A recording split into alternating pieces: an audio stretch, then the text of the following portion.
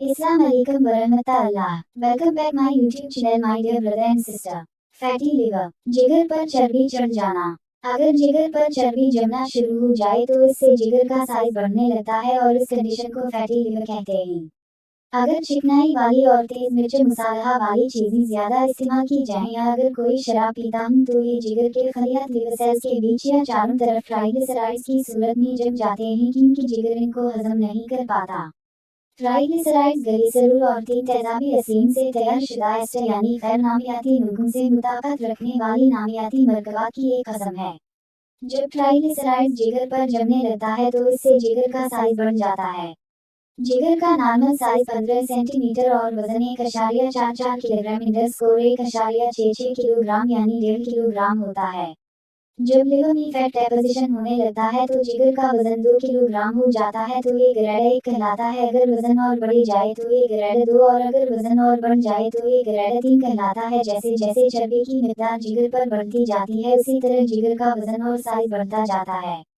Causes of fatty liver, मोटापा, obesity, सियाबीतस, diabetes. इनके अलावा शराब पीने अगर कोई उसी मिलीलीटर से ज्यादा शराब रोजाना पीता हूं तो पहले इसे फैटी लिवर हो जाता है और फिर आहिस्ता आहिस्ता लिवर सिरोसिस हो जाता है। शराब पीने वाले चिकन और मटन भी साथ खाते हैं और उसी से ज्यादा फैट्स होता है जो जिगर पर जमा हो जाता है।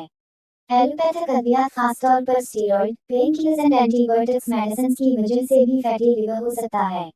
अगर फैट्स वाली ग़िज़ा का इस्तेमाल ज़्यादा हो और विटामिन्स और कार्बोहाइड्रेट्स वाली ग़िज़ा का इस्तेमाल कम किया जाए यानी चावल, आलू और चिकनाई ज़्यादा खाएं, सब्जियां और फल कम खाएं तो भी फैटी लिवर हो सकता है।